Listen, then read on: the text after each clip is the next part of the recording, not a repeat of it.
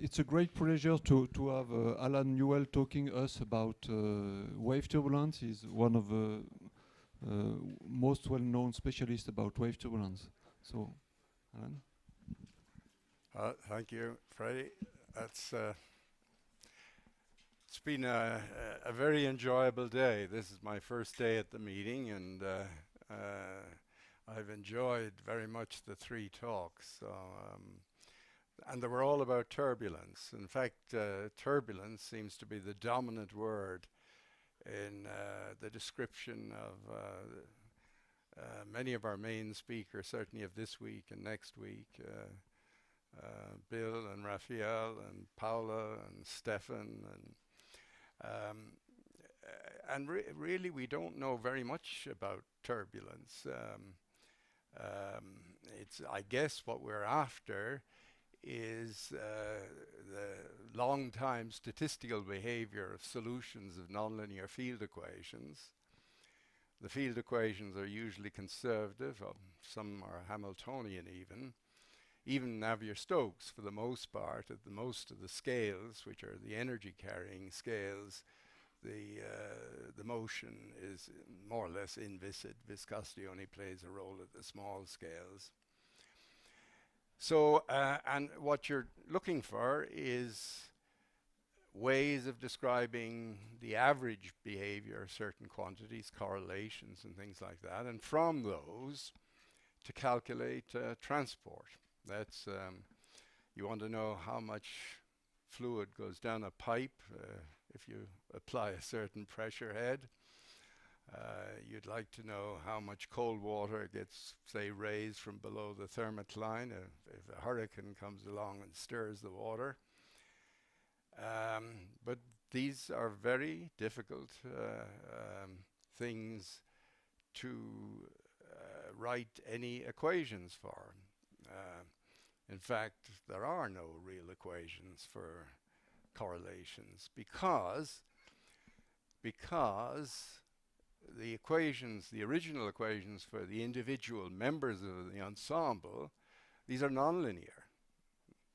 And when one has nonlinear equations, if, say, we'll take zero mean fields, but if one tries to write the equation for a two-point correlation, it'll involve terms with the average of three quantities and so on and so forth. And so you get no closure of the moment equations. So one is left then with making certain assumptions, and most of which have turned out to be not correct. Now, if you come to wave turbulence, on the other hand, that's the long time statistical behavior of a sea of weakly nonlinear dispersive waves. One has a different situation. One, in fact, and it's an area which, of course, is very important because the waves on the surface of the sea that we observe all the time, both gravity and surface tension dominated, internal waves, waves in the atmosphere which are dominated by the north-south gradient changing slightly as you move north, the gradient of the vertical rotation, so-called Rossby waves, acoustic waves, elastic waves, waves on elastic sheets. If you give an elastic sheet a bang, you make lots of waves. And waves in Bose-Einstein condensates. All of these are described by this theory of wave turbulence, which takes advantage of the weak nonlinearity. And I'll tell you exactly how it takes advantage of that. And one achieves in the end the following. one gets a natural asymptotic closure. In other words, you get a set of closed equations for correlations. In fact, all the correlations can be calculated from essentially the 2-point correlations, and in the case I'm going to just talk about today, just for pedagogical purposes, it is just the number density, or a single 2-point correlation, Fourier transform of a 2-point correlation of the field, the original field in space. And not only that, all the equations for the higher order moments, although we use cumulants instead of moments for a reason I'll explain shortly, the equations for the higher order cumulants are again all closed, and in fact can be solved by simply renormalizing the frequency from its linear value to nonlinear corrections. Now, you can, from this information, you can actually solve for the spatial structures and so on and so forth, and certain transport properties. In addition, what's very nice about these equations is, I mean, they were originally kind of written down as early as 1929 under various assumptions, random phase approximation, things like that. That's not required, by the way. If you've heard random phase approximation, you do not need random phase approximation. In fact, it's wrong.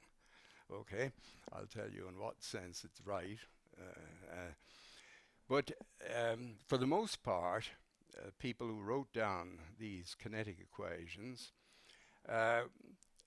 observed, and correctly observed, that there are certain equipartition solutions, like equipartition of energy, like in the Rossby wave case, or equipartition of entropy, mean squared vorticity, and these are indeed equipartition solutions. They're sort of like the thermodynamic solutions of where you have lots of degrees of freedom sharing, each has the same amount of energy and that sort of thing. But in non-isolated systems, which is the situation that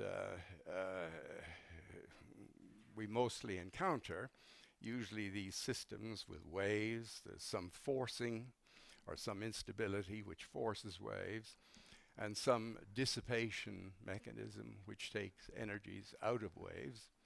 We're dealing with non-isolated systems.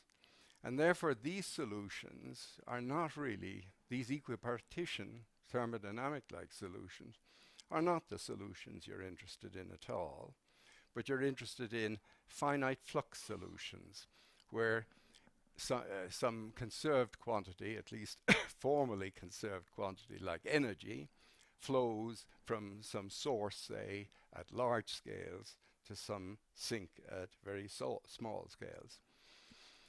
And it's these finite flux solutions, which went under the name of the Kolmogorov solutions,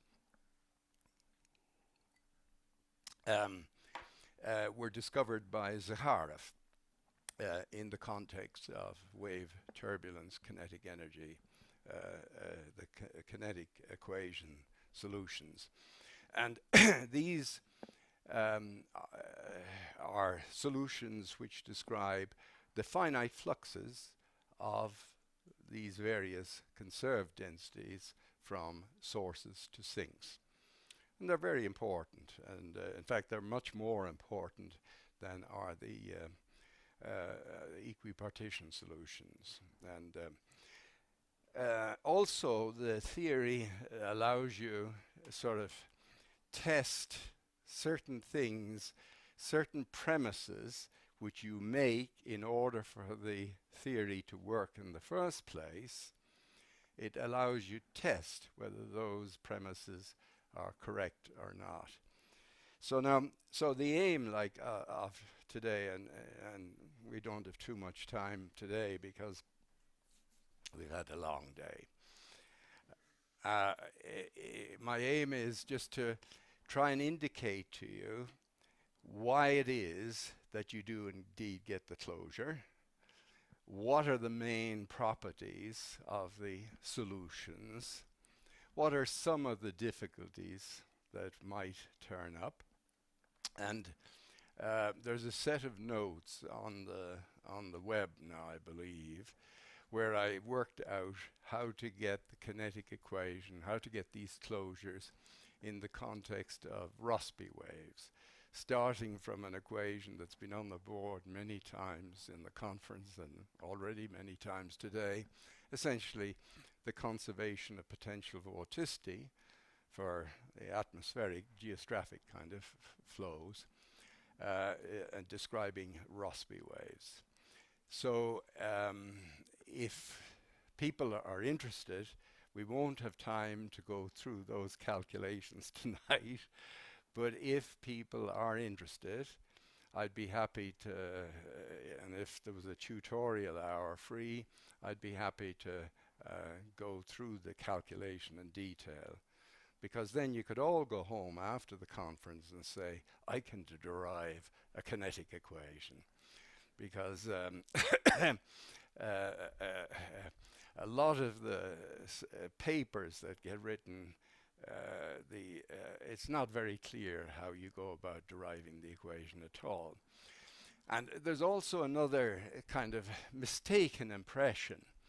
You know, they sort of say the wave turbulence, you get a k to the minus 4 solution, that you get some kind of algebraic decay solution. That's the successive wave turbulence is in the closure. Now, under certain circumstances, these finite flux solutions have an algebraic decay form. The spectrum looks like k to the minus something.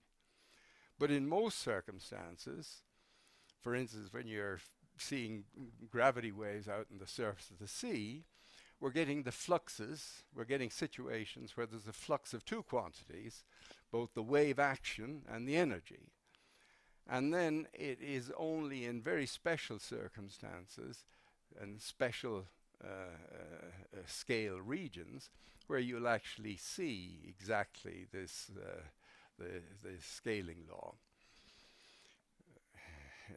In the gravity wave case, it's actually very hard to distinguish. If you have pure energy flux, the spectrum is k to the minus 4.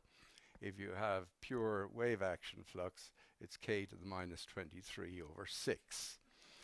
And so it's a little bit difficult to distinguish when one is operative. In fact, I think a lot of what people claim is a lot of nonsense. Now, the KZ solutions, like I say, the successive wave turbulence is in the closure. Now, these KZ solutions are very valuable. However, you can test that these solutions, whether they satisfy the premises on which the theory, the closure, is obtained, under which it's obtained. And what we'll find is that usually the theory, the closure, is only valid for certain ranges of wave number. Okay, outside that range, the KZ, the Kolmogorov-Zakharov solution, is no longer valid. And then the question arises, well, what is valid then? For instance, what we'll see is that if the energy flux from large scales to small scales is big enough, if the wind is blowing hard enough, roughly 5 meters per second or so, then what you see is that the energy coming through the scales, okay, can't get to the surface tension scales, which will take it on to the viscous symmetries. Okay, it can't get that far. There's this gap in the spectrum, And then something else has to happen. Now, it's a general principle, although not a proven theorem, that systems, these nonlinear systems, will always find a way to dissipate if they have to. They'll find some way. And the way in which the sea dissipates energy when the wind is blowing too hard is not through viscosity, not by sending energy to the smallest scales, but by breaking the surface, whitecaps. And in fact, that has lots of other consequences about transferring momentum to the ocean and so on. Anyway, so what I'm saying is that one of the advantages of the theory is that in some sense you can test the validity of the various premises under which it is obtained. So now, let's talk about the premises a bit later. So the outline of the theory. Okay, let's take the water wave case. You'd start off with a set of fields, say the elevation of the surface above a mean level, say the velocity potential. And from that, you take the equations and Fourier transform them. Now, because these guys, they may be smooth, more or less smooth for any member of the ensemble, they won't, but they're bounded at infinity. They're not decaying at infinity, so they're not going to have ordinary Fourier transforms. So their Fourier transforms are at best generalized functions. However, one can make great sense of these generalized functions as follows. Let's take the Rossby wave case, and I'll take the Fourier transform AK of the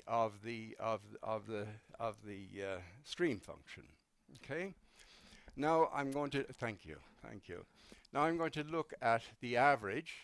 Think of it as the spatial average, because we're going to assume spatial homogeneity of the fields.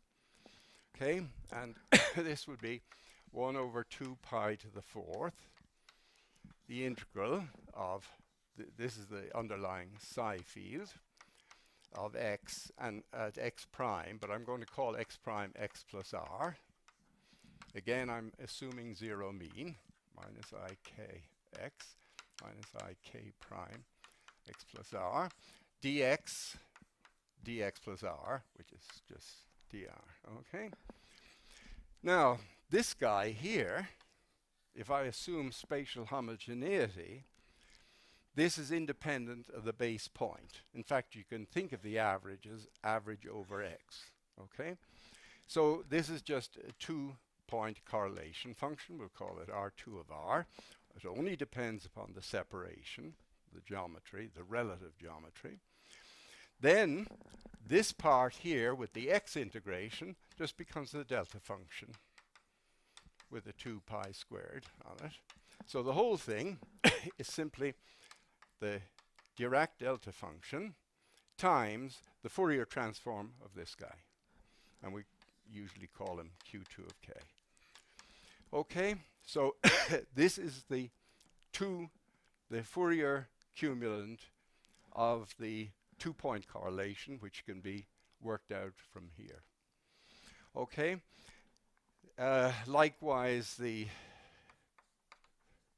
3-point correlation would turn out to be Q3 of k prime. And usually for symmetry we throw in the k double prime, although we have to understand that the sum of those vectors is 0. So you have this delta correlation. Now, it's a very interesting fact, but in almost all I mean, this is fundamental to the basic theory if you look at a basic theory of homogeneous turbulence in any of the books. It turns out actually that this delta function correlation of these Fourier amplitudes doesn't always hold. And this was one of the real recent conundra that got solved very recently, understood recently. It was by Maida, McLaughlin, and Tabak, produced a model which didn't at all obey wave turbulence. And essentially the reason is that the field was producing nonlinear coherent objects for which the fields were not spatially homogeneous. In fact, you could show the KZ solutions were unstable to these perturbations. Anyway, but that's another story. So what we're going to do now is having... Excuse me. Question? Yeah. From here, you already made two very strong hypotheses. The first is that it is homogeneous, and the second is that you have an infinite domain. Yeah. Well, we can work with finite domains, although that introduces another degree of difficulty. And maybe at the end or at the tutorial session, we could talk about that.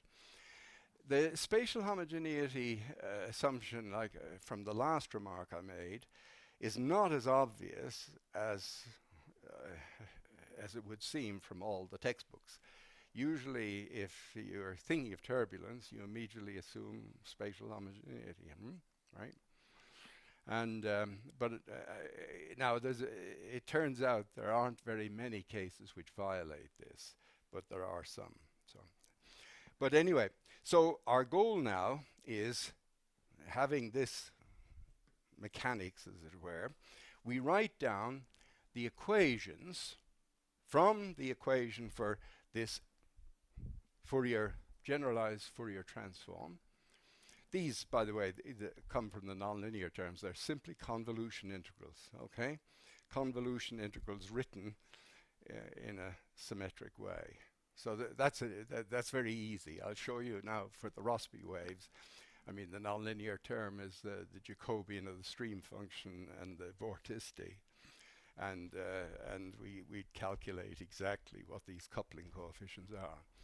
So that's a dawdle. That's not a problem, okay? So now you write down the equations for these cumulants. We work with cumulants rather than averages because I want to have objects in the far field. So supposing I have this guy, okay, I want to make sure that as all the separations go to infinity, that if the field psi is uncorrelated, that will go to 0. So in order to do that, I will subtract off the various products of the double products. And that subtraction gives you a cumulant. So the cumulants are in one-to-one correspondence with the moments.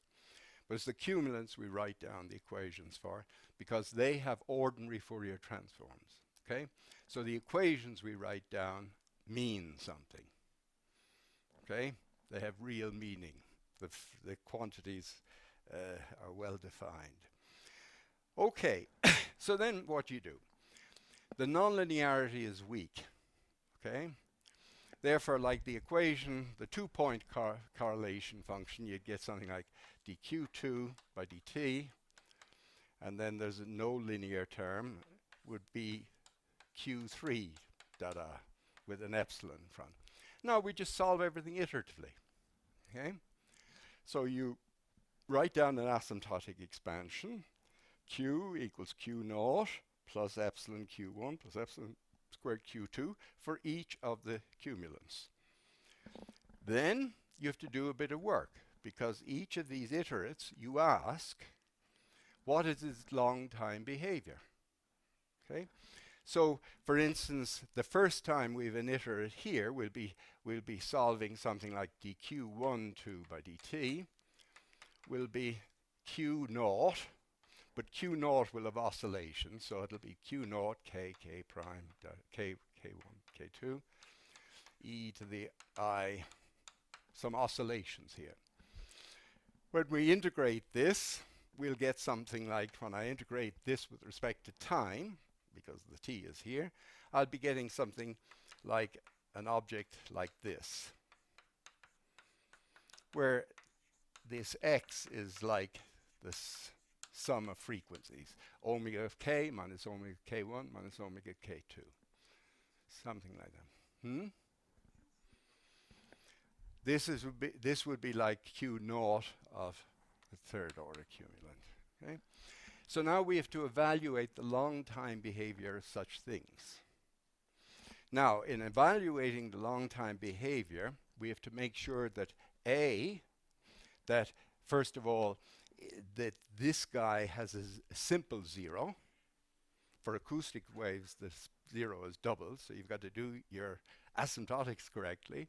But for most dispersive systems, it's a simple zero, and therefore it goes like this. Secondly, we have to make sure that that guy is slowly varying. In other words, that this q naught, as it were, is slowly varying at worst. Okay? To the first approximation, of course, it's independent of time. Or it has, sorry, this guy is independent of time. The full 3-point correlation Fourier transform has this just linear oscillation. Okay? So now how does this behave? As I take the limit, as t goes to infinity, this behaves like pi times f, like a delta function with a sign plus I, the Cauchy principal value of x over x dx. That's just a little bit of complex analysis. Okay? So now you go ahead and you keep doing this. Now we discover, first of all, that this guy, when I take the limit, that'll be bounded, because this is bounded. When I come to calculate, however, q2, I'll have the 1 in here, and this q1 will have been determined by the fourth order cumulant and products of the second order cumulants. Okay, in other words, to get the equation for the q1, I will have on the right hand side a product of 4 a's, and that'll split into a fourth order cumulant and then products of second order cumulants.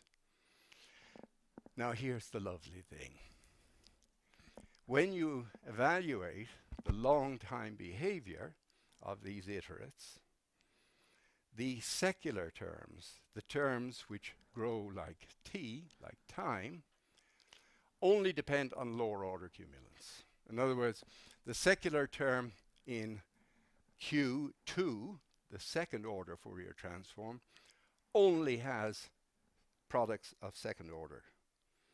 The fourth order, all the possibilities, all the other cumulants give bounded iterates. Okay, it's only the second order products which give secular growth. Likewise, when we compute the iterates of the third order cumulant, we will only find terms on the right hand side which grow like t, which are that same cumulant, q naught, the leading order q naught 3, times a function of the second order cumulant. So in this way, the set of then, in order to remove secular terms, as you do with sort of multiple timescale methods, as you remove these secular terms, you remove them by allowing the original zeroth order approximation to vary slowly in time. And that gives you then a set of equations just like this. This is the second order, this is like the Q2 of k. So we get this sequence of terms. This guy essentially has a form which is essentially has a product of 2 n's in the integrand times a delta function, which is k minus k1 minus k2, delta omega minus omega 1 minus omega 2. So it's only non-zero when you have third order resonances, or 3 resonances. triad resonances. That happens for internal waves, for magnetohydrodynamic waves, for Rossby waves. It doesn't happen for gravity waves. Gravity waves, there are no triad resonance. So for gravity waves, as we look at the answer in a minute, we have to continue the process, and we will find a non-zero contribution at this term. Okay, let's take a look at what it looks like. Now, we'll come back to the premises in a minute. Hasselmann derived this, was the first to derive this, although not really. Nordstrom derived it in 1929 in a slightly different context. In fact, in a slightly harder context. But anyway, it's the Hasselmann equation, and I've written it in a way that it's fairly easy to see certain properties it has.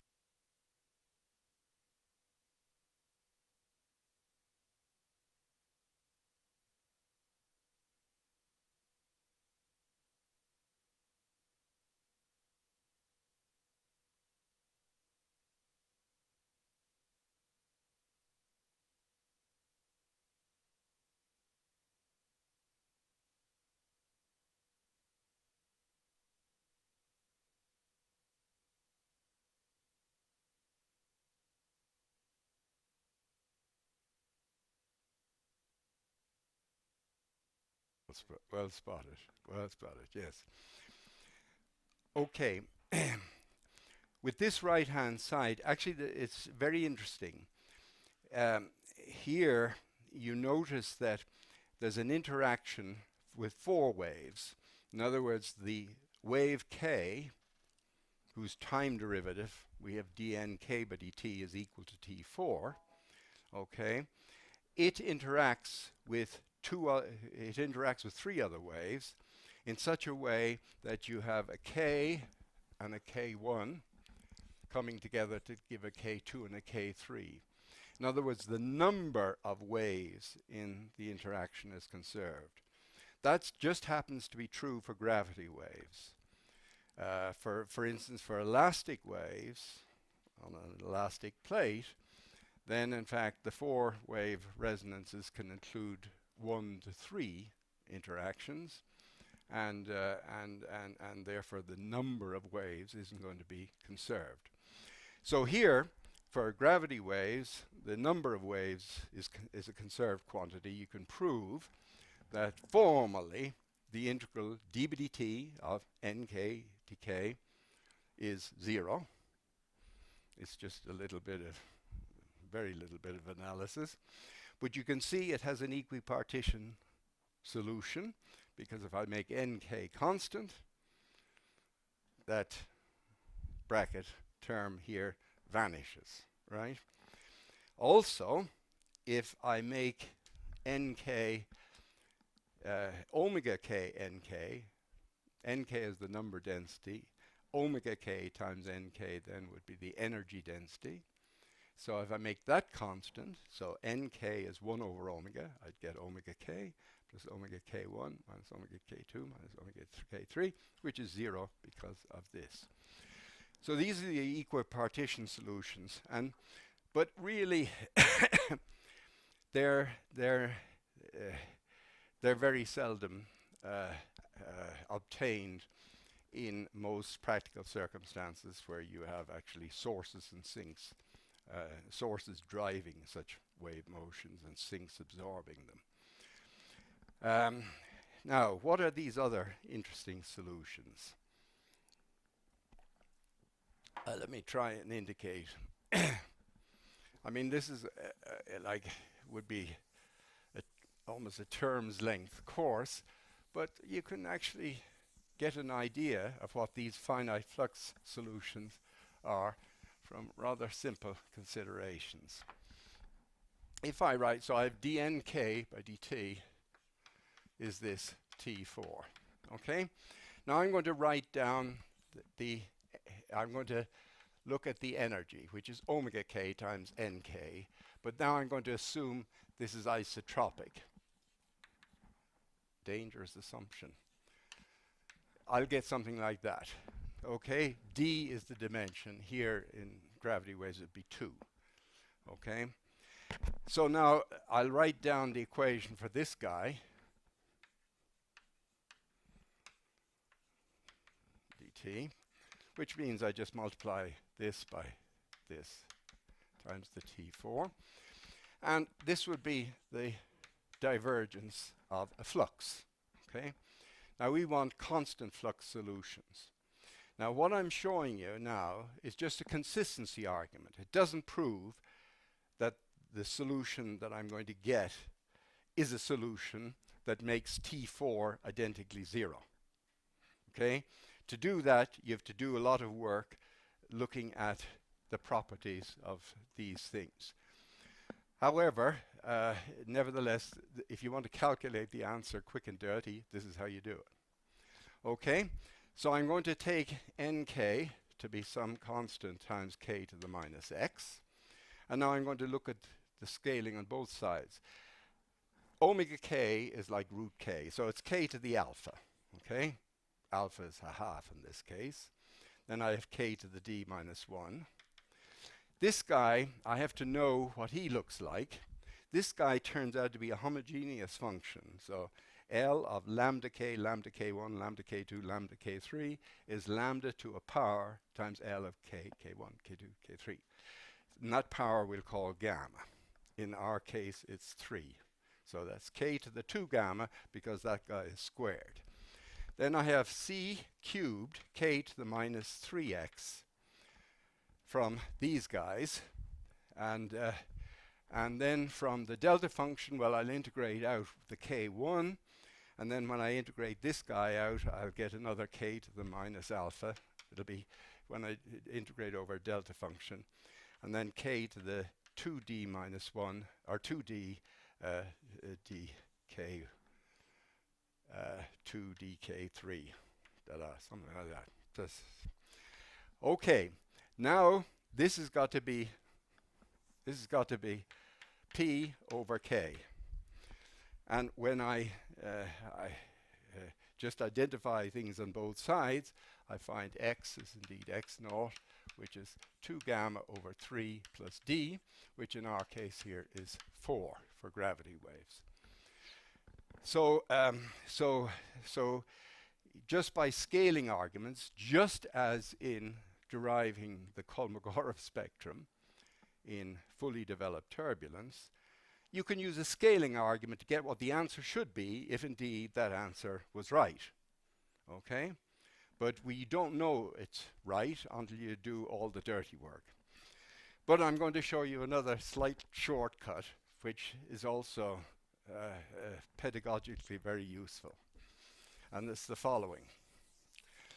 If it's not true for gravity waves, but if I was dealing with a situation where essentially the guys who satisfy that condition, the resonance condition, all were very close together.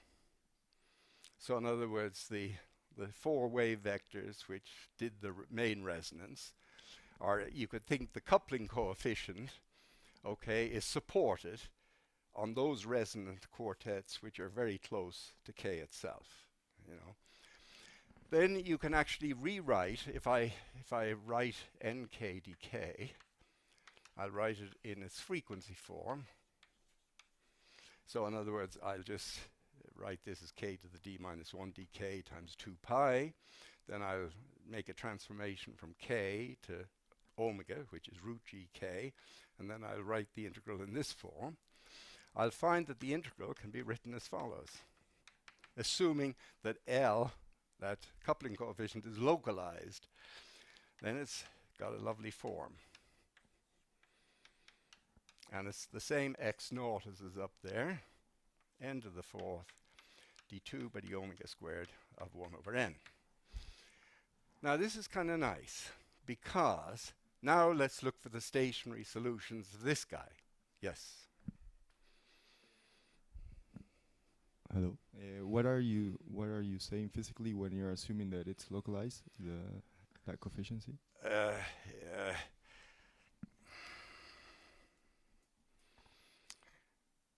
I'm not sure that I really know that there's a really good physical situation where the dominant resonances do all lie around the K itself. So this is a pedagogic tool, just to show you what the solutions are, because it's very interesting. So let's take the solution where, so I want to take this to be 0. Now, first solutions is I could take, I'll integrate this up. So I get 3x plus 2 n to the 4th, d2 by the omega squared, 1 over n, is q omega plus p. Right? If I d2 omega squared is 0, the solution is a omega plus b, constants, okay? It turns out these constants can be identified exactly with wave action flux, energy flux, okay? So, in general, you see, now if I want to look for the solutions you're all used to, these self-similar solutions, I will take q equals 0, okay, and I'll look for solutions n, which is omega to the minus x, or something like that. And then I'll find this solution, okay? Just shove that in here, balance the two sides, and that's what you get. On the other hand, you could think of this as, okay, I'm going to integrate this, the homogeneous part, supposing the q and p were 0, okay? Now, what's the solution to d2, the omega squared, 1 over n, equals 0? Well, 1 over n is a omega plus b. Our n is 1 over a omega plus b. These are the equipartition solutions. You might call them the Rayleigh solutions, okay? So in general, the solution, the statistically stationary solution of the kinetic equation will have 4 constants of the motion, okay?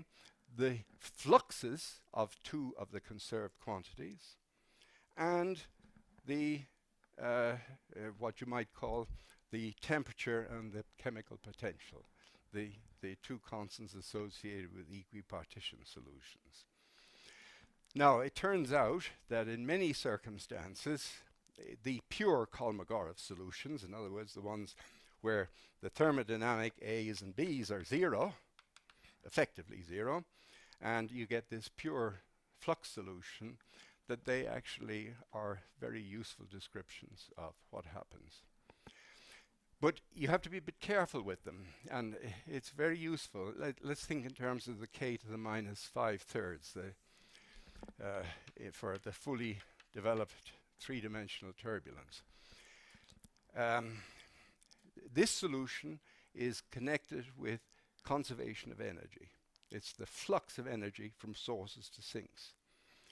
But notice if I integrate him between infinity and some basic k here, he's convergent. So under this spectrum, I can only have a finite amount of energy. That's a very important observation. I mean, it was made long ago, but it was who was the guy who got the Nobel Prize for the Onsager? Yeah, right.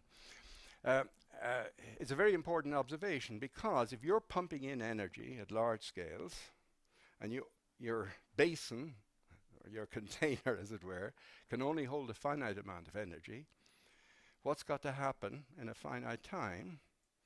The energy has to reach the very small scales and leak.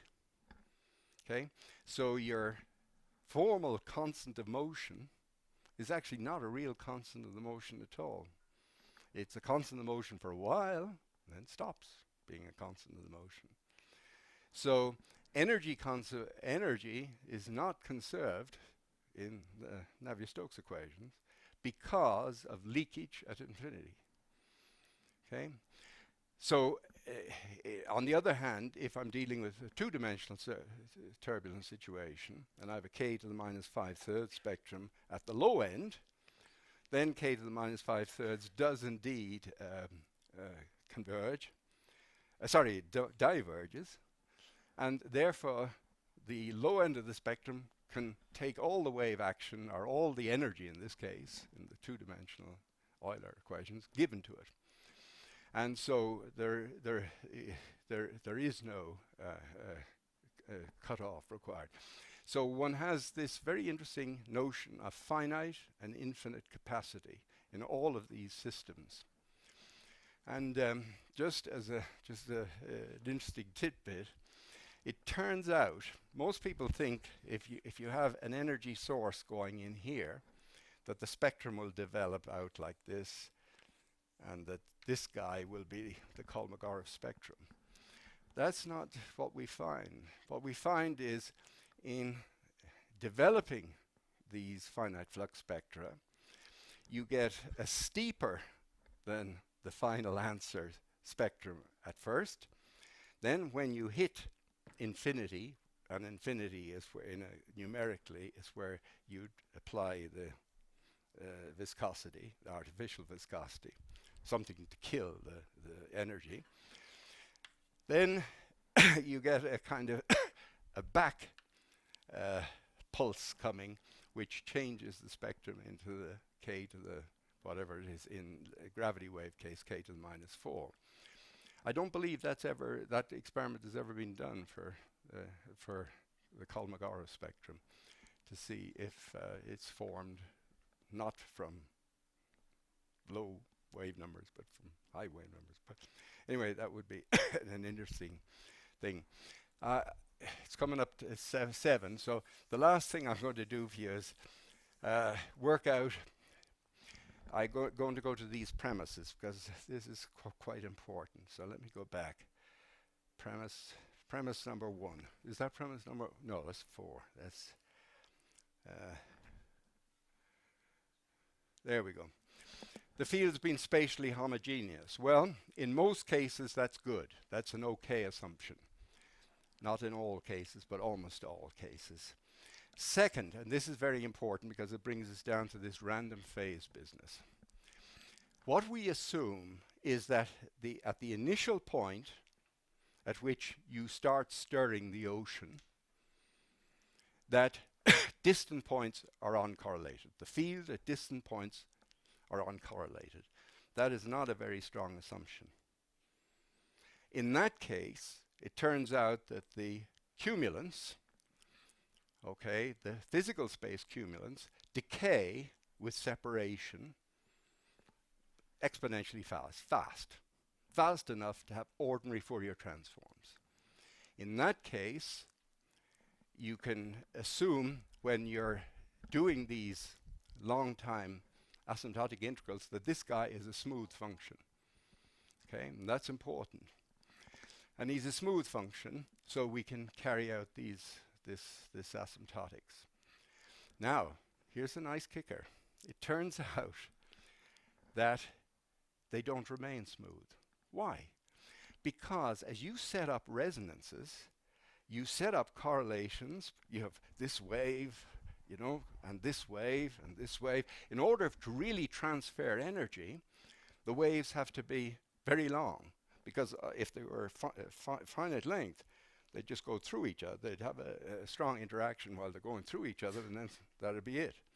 So the waves have to be very long in the spread of them. Okay, that means you introduce long distance correlations. So what you find, that's manifested by essentially a delta function behavior in the third order cumulant. Now, if you were to say, let me do the old calculation again from a new time, t1, 1 over epsilon to the 4th away in time, and see what happens then. Well, wouldn't you get sign t minus t1 with that delta function? Remember, I told you that this e to the ix t minus 1, when it had the delta function, has this sign of t. But the thing is, if you add in the effect of this non-uniform term that's built up, you get exactly the same term here, but multiplied by that. So you get the sum of those is exactly the same answer as you got before. So it's these what we call asymptotic survivors. In fact, they have the very form that, in fact, are the form that come into the kinetic equation. They have the very same form as that comes in. So it's the asymptotic survivors. It's the fact that the higher order cumulants develop structure which essentially only depends on products of the lower order cumulants. This is the main reason that you will get an automatic closure.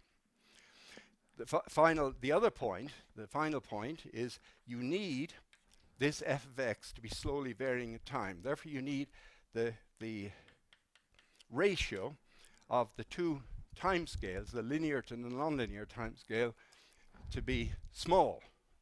You need this time to be much shorter than this time. Well, you can calculate out what that is. And if I do it for gravity waves, I find that's p to the 2/3 k over g. But that's, you see, not bounded in k. When I get to a k such that this lad here is 1, then this is no longer smaller than this. And now the asymptotics I've done don't hold anymore. So this is the Zakharov spectrum, the k to the -4, but it only lasts up to that k, which is this. Now for small fluxes, the value of the k that makes this guy 1 is way past where surface tension waves come into play. Okay, and then already the 3-wave interaction is taken over and carries the energy on to small scales where it's dissipated. However, when you have big fluxes, strong winds, this guy comes before that k, and then in between you have to get another spectrum.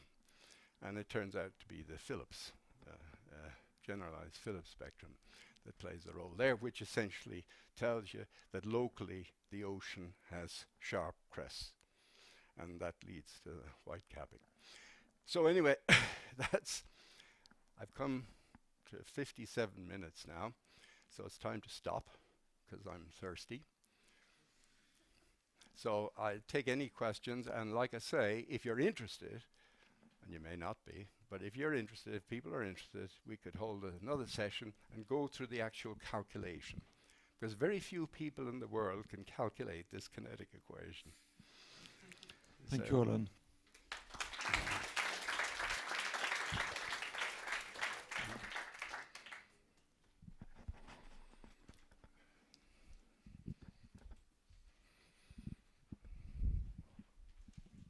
So if I understand correctly, the recipe you showed on the blackboard holds for dispersion relation, which are in the form of power laws, is Right, it? yes. So what happens when you have a dispersion relation a bit more complex, like internal or inertial gravity Absolutely, waves? very good question.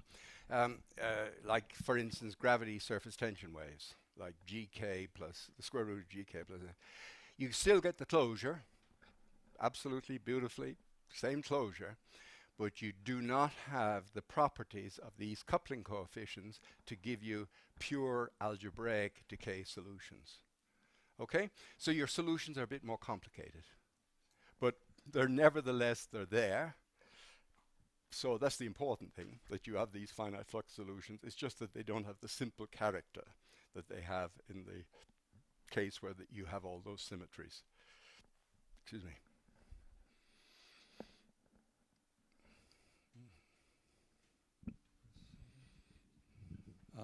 So in the Rossby wave example, Right. you know, one of the interesting things that happens if you have homogeneous forcing is you form these zonal jets. So that's a spontaneous symmetry breaking, which breaks the homogeneity in one direction. Well, true. You have homogeneity, but not isotropy. So it's not isotropic. Well, It's not break. No. The wave vector 0 ky is a perfectly good Rossby wave. It just has zero frequency. Yeah. So you can think of it like that, but once you set up the zero frequency Rossby wave, if you like, it has it then is a permanent thing which Is a doesn't move. permanent structure. Well, what actually happens is the coupling coefficient in that case for the exact perfect one is 0, turns out. So waves do not feed a perfect zonal flow, but they feed almost zonal flows. And this is very important. But now if we add a little bit of Ekman friction, so there's like a damping, Yes. those zero frequency modes will be sustained so they do not decay. That's right. So Yeah. they are extracting energy. They So- will. so And my it's question very is- it's very interesting because I you haven't asked my question yet. oh, okay, sorry. I was wondering if this was an example like the one you mentioned of Mida, Tabak, Yeah. and who was the third author? McLaughlin. McLaughlin, Yeah. sorry. Where you have if I think of the Rossby waves as a coherent structure, Yes. that is the zonal flows Yeah. as a coherent structure, is this another example where and a much more familiar example, Mm-hmm. I should say, where the wave turbulence closure fails? No, the wave turbulence closure doesn't fail. Okay? But what you have now is the possibility of, in fact, there's another little kicker with the Rossby waves. You have a flux of energy, because it's a constant of the motion, formal. You've a flux of entropy, okay? It's a constant of the motion. But there's also another constant of the motion, which was discovered about 20 years ago. And it's a very curious, it's a trigonometric function of the wave vectors and the frequencies. And it turns out that is connected, we call it zonostrophy. It is actually, it essentially tries to get all the energy to lie on a cone. Ky is √3 kx. And in particular, it drives that flows near kx equals 0. So it's driving zonal flows. Now these are very important, not only just for the atmospheric context, but in particular in tokamaks, because you have in tokamaks the rotation is replaced by the magnetic field around the tokamak. And so you have a similar situation as the Rossby wave equation there. And setting up the zonal flows, and then the zonal flows actually themselves can go unstable and feedback and that sort of thing. So you get formally you get the right closure, but exactly what the statistically stationary states are not really yet fully understood. I mean, even there's been a lot of numerical work and sort of because you really have several fluxes. You have fluxes in different directions. And in other words, when I wrote down dnk, when I write down for the energy density dk by dt, it's now the gradient of actually a flux vector rather than just scalar as it would have been in the isotropic case.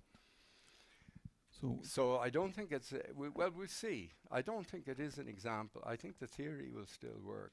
I mean, the closure still is correct. But what the statistically stationary states are, I don't think are fully understood.